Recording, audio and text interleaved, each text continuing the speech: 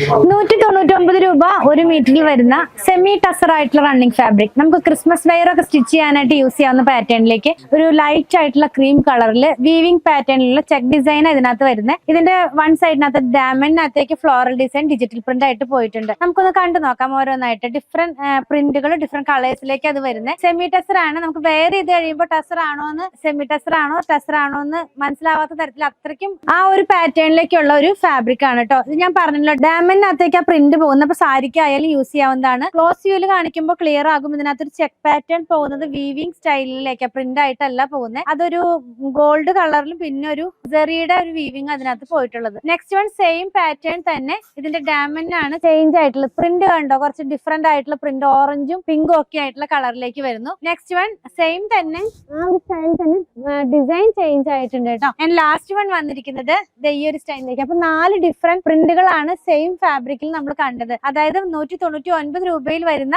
Semi tussar ആയിട്ടുള്ള fabric ആണ്. നമുക്കിപ്പോ ഈ ഒരു ക്രിസ്മസ് തീമിലുള്ള ഡ്രസ്സുകളൊക്കെ സ്റ്റിച്ച് ചെയ്യാനായിട്ട് നമുക്കിത് യൂസ് ചെയ്യാവുന്നതാണ്.